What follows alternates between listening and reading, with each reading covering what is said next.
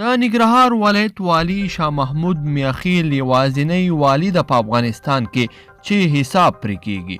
ننګرهار والي میاخیل صاحب د ننګرهار په هغو دکاندارانو باندې غوبل جوړ کړی و کومو چې اولیه توکي یعنی خوراکي مواد په ډیر قیمت سره خرڅول. د چې ننګرهار والي کوم غوبل پې جوړ کړی و دکاندارانو سره یې څه وکړل په همدغه ویډیو کې ټول جزئیات را سره کتلی شئ. ګرانو لیدونکو السلام علیکم، وخت مو بخیر.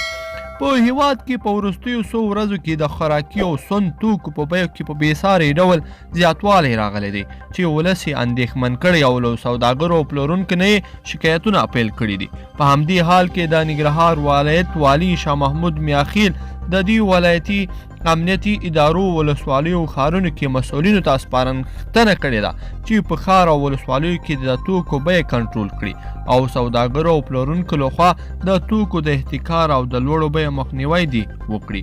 ښاغلي میاخیل اړوندو مسؤلینو ته هدایت کړی دی چې هر هغه پلورونکی او سوداګر چې خوراکي او سون توکي احتکار کړل او بیې له اصلي بیو نه لوړې کړي نو هاټۍ او پلورنځی دې ورته وتړل شي او احتکار دوسیه دې ورته جوړه کړی شي.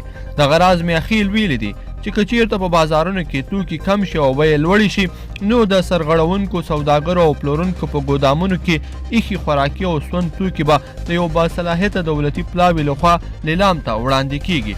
نوموړي د ننګرهار اوسیدونکو ته ډاډ ورکړ چې د توکو بیې کنټرول دی او د پخوا په څیر په عادي ډول پلور او پیر ترسره کیږي او هیڅ ډول ستونزه هم شتون نه لري.